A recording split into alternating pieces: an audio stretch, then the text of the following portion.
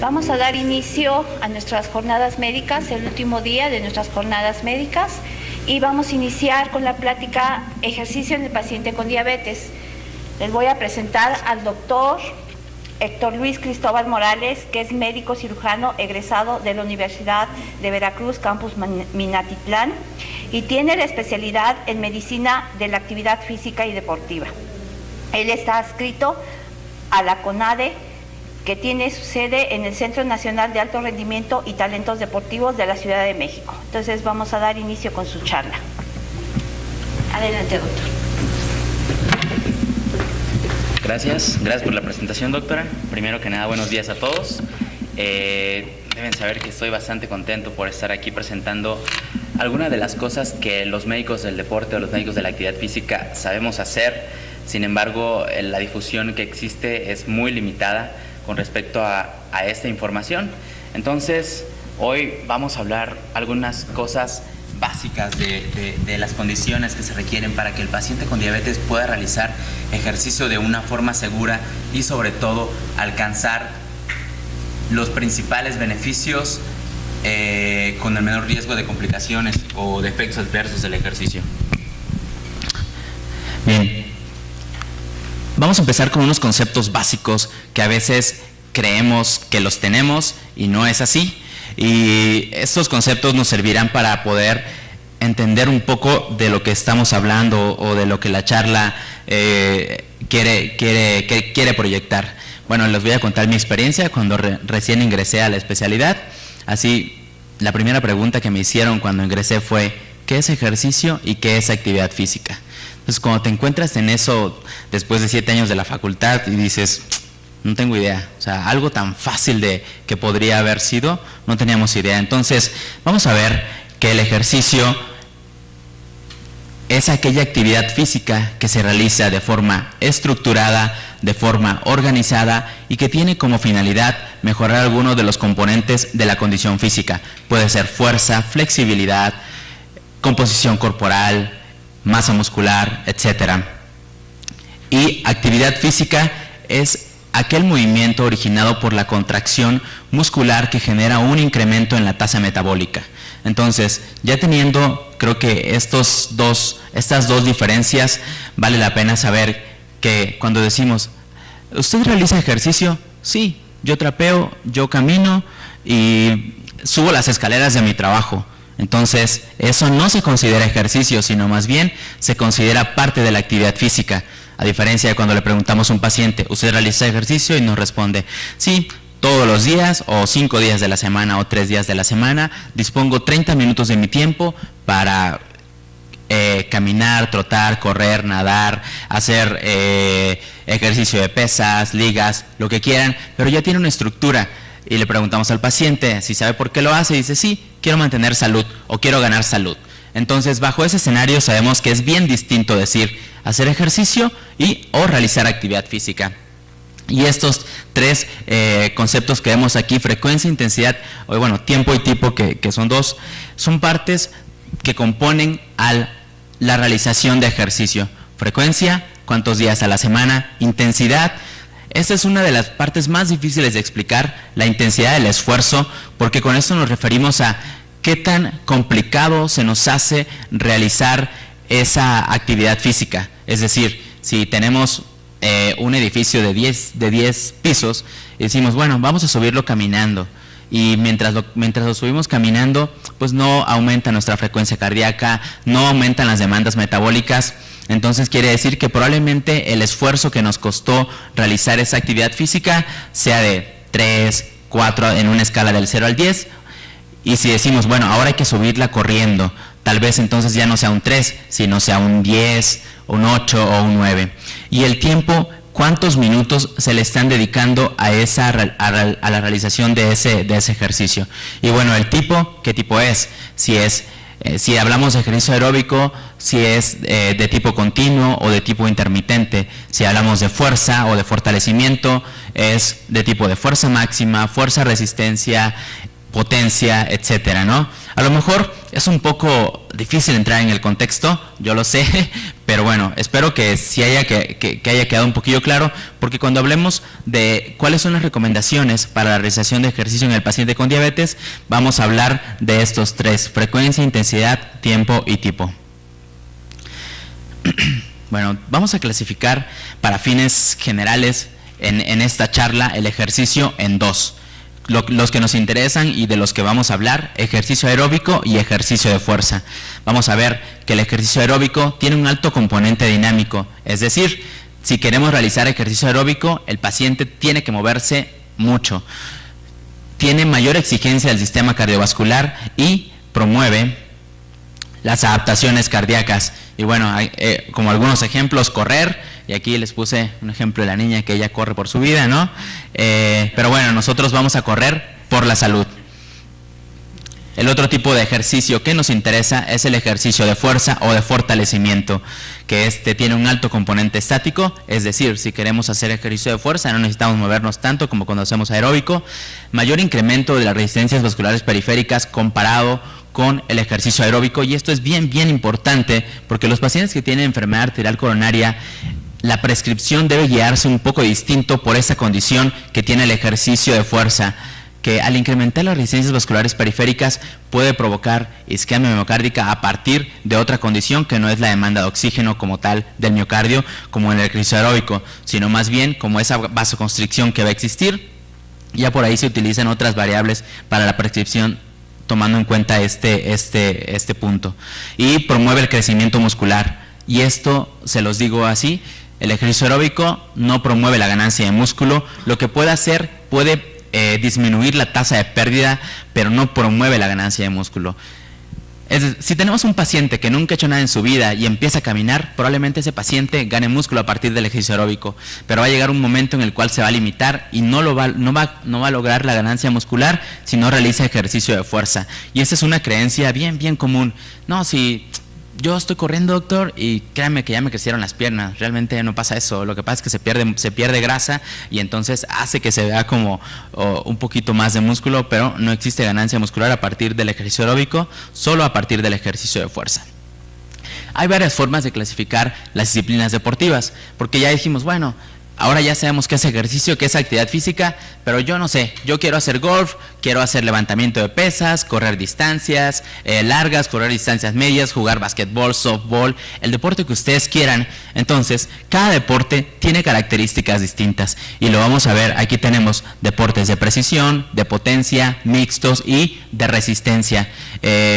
Esta clasificación se utiliza mucho para la prescripción de ejercicio en pacientes con enfermedad arterial coronaria. Entonces vamos a ver, el componente isométrico quiere decir que cuánto tiempo mantienen la contracción, el componente isotónico, es decir, la contracción dinámica concéntrico-excéntrico, y el remodelamiento cardíaco que va a producir el tipo de deporte. Y bueno, aquí vemos las características, ¿no? Y vamos a hacer una comparación simple del paciente que juega golf. Si se considera un deporte, obviamente, que tiene un componente isométrico, existe en algún momento, pero es bajo, componente isotónico bajo y un remodelamiento cardíaco bajo. Es decir, si nosotros no sometemos a ese corazón a un estrés, ya sea por la parte del componente estático o por la parte del componente dinámico, pues no van a existir cambios cardíacos. ¿Por qué? Porque no van a estar aumentadas ni el volumen sistólico, ni las resistencias vasculares periféricas, ni nada que condicione estrés en ese miocardio. Entonces, bueno, aquí vemos algunos ejemplos, aunque estos tenemos que saber que son para realización recreativa. Si tenemos un paciente que realiza karate de alto rendimiento, ese paciente es bien distinto al que realiza karate de forma recreativa. Entonces, bueno, tenemos levantamiento de pesas, judo, lucha, que tienen o se consideran deportes de potencia con un altísimo componente isométrico, un moderado componente isotónico y una moderada remodelación cardíaca. Y nos vamos a ir hasta el final, porque es el que tiene, digamos, como un poquito más de todo, que tiene un moderado componente isométrico, un alto componente isotónico, o sea, el músculo está en constante contracción dinámica, y el remodelamiento cardíaco pues también es el que tiene el más alto valor, y tenemos el ciclismo, el remo, la natación, y todos en distancias de moderadas a largas. Y bueno, ahí vemos algunos otros ejemplos. Esta tablita viene en un documento que acaba de sacar la AJA este año, 2018, en agosto, y que nos habla de cómo se prescribe para el paciente que tiene enfermedad arterial coronaria y nos sugiere que utilicemos esa clasificación, y yo creo que también vale la pena utilizarlo en el paciente que tiene diabetes. Cabe mencionar que no existe una así para el paciente con diabetes. Y bueno, cosas que ya sabemos, ya saliendo un poquito de lo que corresponde a las bases o a las partes genéricas del ejercicio o de la actividad física, vamos a ver que existen, bueno, sabemos que clasificamos la diabetes en 4 tipos, pero para fines de prescripción del ejercicio vamos a tener 2 tipos, diabetes tipo 1 y diabetes tipo 2. Ya vemos que la diabetes tipo 1 representa el 5 al 10% de los casos, se caracteriza por una deficiencia absoluta de insulina y generalmente va a estar ocasionada por la destrucción autoinmune de las células beta. Suele presentarse en pacientes más jóvenes, aunque ya sabemos que no es una regla que tenga que ser en un paciente muy joven, pero suele tener ese comportamiento. Y tenemos el grueso de nuestra población, diabetes mellitus tipo 2, el grueso de nuestra población, y no solo eso, sino también el reto terapéutico, porque para datos crudos del ENSANUD, ¿qué nos dice el ENSANUD de 2016? ¿Cuántos pacientes con diabetes tipo 2 en México tienen control? Únicamente 3 de cada 10. O sea, 3 de cada 10 pacientes. Si tenemos 10 pacientes diabéticos con diabetes, 7 pacientes van a tener complicaciones y tienen descontrol metabólico. Entonces, ese es el reto que tenemos nosotros y frente a lo que más constantemente nos vamos a enfrentar. Va a representar el 90% de los casos de diabetes. Se caracteriza por exceso de tejido adiposo, sobre todo en la parte superior del cuerpo, en etapas tempranas y medianas. Y la presentación suele ser de resistencia progresiva a la insulina. O sea, el paciente, a diferencia del que tiene diabetes mellitus tipo 1, pues no va a ser de que un día tiene insulina y otro día no tiene nada. El paciente con diabetes tipo 2, ya lo sabemos todos, presenta resistencia a la insulina y va generando de forma progresiva la hiperglucemia, ¿no? Pues, por eso existe la prediabetes, ¿no? Así como el primer foco rojo, la primera alarma, la primera llamada de atención. Y vamos a pasarnos, porque bueno, ya dijimos, seguramente todos sabemos que el ejercicio es bueno para el paciente con diabetes, pero si tenemos un paciente con prediabetes, ¿qué tan buena es la intervención con ejercicio? Tenemos que, el estudio de prevención en diabetes es un estudio que se publicó, los últimos resultados se publicaron, si no recuerdo mal, en 2006, y este estudio nos dice que la realización de ejercicio, no actividad física, de ejercicio, disminuye hasta en un 58% el riesgo de padecer diabetes. Es decir, ellos tuvieron 100 pacientes con prediabetes y los compararon contra metformina y vieron que esos 100 pacientes y los que hicieron ejercicio, 58% se salvaron, y de los que se les dio metformina, se salvaron únicamente 31. O sea, la intervención que va a proteger más al paciente con prediabetes de progresar a la siguiente etapa es la realización de ejercicio. Y por ahí también está el estudio de Dakin Study, que él compara ejercicio más dieta, ejercicio solamente, y dieta solamente, dieta y ejercicio, y bueno, vemos que el ejercicio, ahí está contradictorio un poco los resultados, bueno, están un poco contradictorios, porque ejercicio da más reducción del riesgo que dieta y ejercicio. ¿Por qué? Bueno, sabemos que hay cosas que en los estudios salen así y la estadística a veces así funciona, no sabemos por qué, pero esos fueron los resultados. Ejercicio disminuye el riesgo en un 46%, dieta en un 31% y dieta y ejercicio en un 42%. Aún así, seguimos teniendo el ejercicio como la intervención que puede disminuir de forma mayor el riesgo de padecer diabetes. Entonces, a su paciente con diabetes, si le van a dar metformina está bien, pero si le quieren otorgar el máximo beneficio, tienen que darle metformina y una adecuada prescripción del ejercicio. Y bueno, ahora, ¿qué le pasa al paciente que tiene diabetes y que realiza ejercicio? ¿Qué va a mejorar y qué va a disminuir? Bueno, incrementa la fuerza hasta en un 44%, incrementa la capacidad aeróbica o el consumo máximo de oxígeno de 1.73 a 1.93 mililitros kilogramo minuto, y esto casi representa un MED, y tienen que saber que a partir de 7 METs cada MET ganado significa una reducción de un 15% del riesgo cardiovascular y del riesgo de muerte relativa. Aumenta la sensibilidad a la insulina de un 25 a un 55%. Entonces tenemos un paciente que se le estamos dando metformina y le estamos dando en dosis máxima y le ponemos ejercicio, a ese paciente podemos bajar la dosis que estamos dando de fármaco. Mejora la capacidad cognitiva, mejora la función endotelial, también disminuye el riesgo de caídas, entre otras cosas. En este caso, bueno, disminuye el estado inflamatorio y con eso también vamos a disminuir el riesgo de enfermedad arterial coronaria. Reducción de la hemoglobina glucosilada de 3 a 1.4 es una medida, la verdad, que la guía, de hecho, bueno, si han estado un poco pendientes, el año pasado salió la guía de ejercicio en el paciente con diabetes, la guía mexicana, y ellos nos dicen que hay una reducción de la hemoglobina glucosilada de hasta 1.8%. Entonces, la verdad es que los estudios internacionales no manejan cifras tan altas. Sin embargo, bueno, aquí es la cifra que tenemos. Hay una disminución de la presión arterial de 6.8 milímetros de mercurio a 4.6 milímetros de mercurio de la diastólica, y eso es en pacientes que tienen hipertensión. En pacientes que son normotensos también existe un descenso en la presión arterial, aunque es un poco más bajo, y bueno, tienen que saber que el beneficio más alto que se obtiene con el ejercicio en la reducción de la presión arterial se da a partir del ejercicio de fuerza y no del ejercicio aeróbico como la mayoría de nosotros piensa. Disminuye el uso de insulinas, disminuye el gasto en medicamentos y disminuye el riesgo de demencia. Cada uno de estos tópicos es un tema del cual podríamos charlar, pero bueno, quiero que se queden con esto, con estos datos crudos de por qué es importante que el paciente que tiene diabetes realice ejercicio. Y bueno, la otra es que no hay otra intervención que tenga tantos efectos positivos. Y bueno, esta imagen o este esquema en lo personal me gusta mucho porque nos compara al paciente que está en reposo, perdón, la letra que no se ve, al paciente que está en reposo, al paciente que está iniciando el ejercicio y al paciente que está en la etapa final del ejercicio. Y bueno, desde acá podemos ver el vaso sanguíneo o el capilar y vemos la glucosa y vemos ese vaso que está pequeño. Entonces tenemos el GLUT1 que depende de la insulina.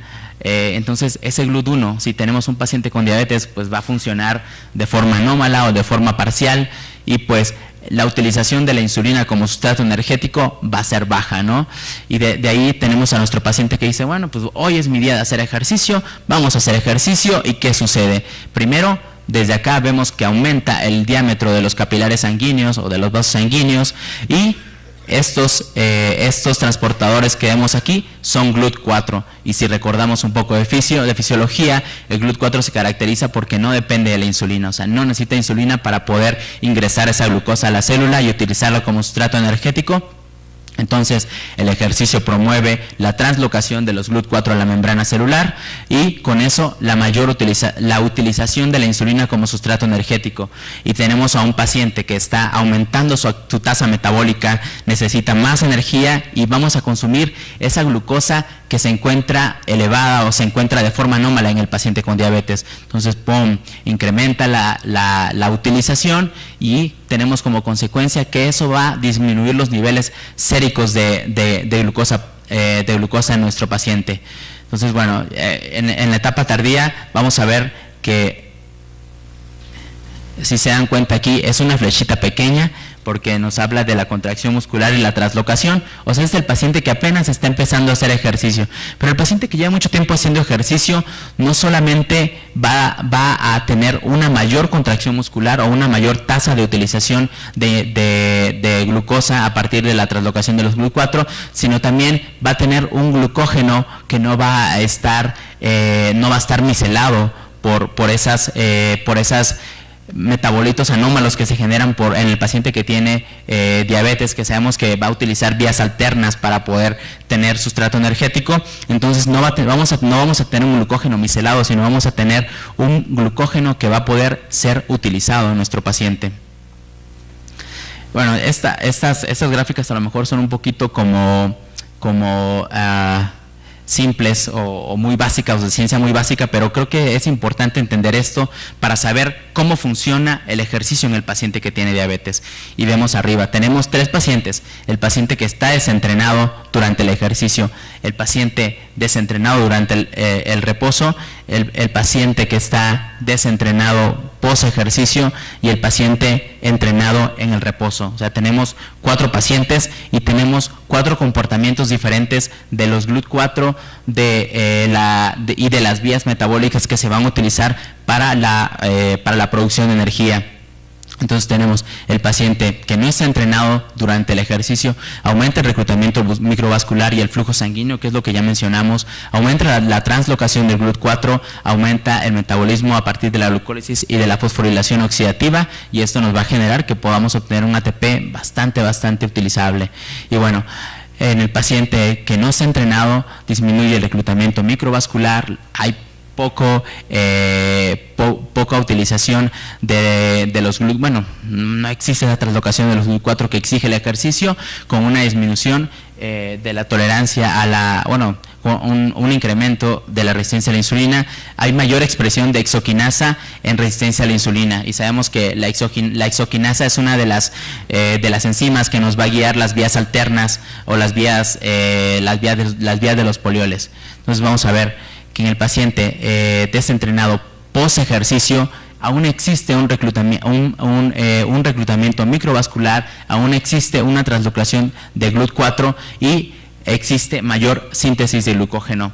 Entonces, ¿qué quiere decir esto?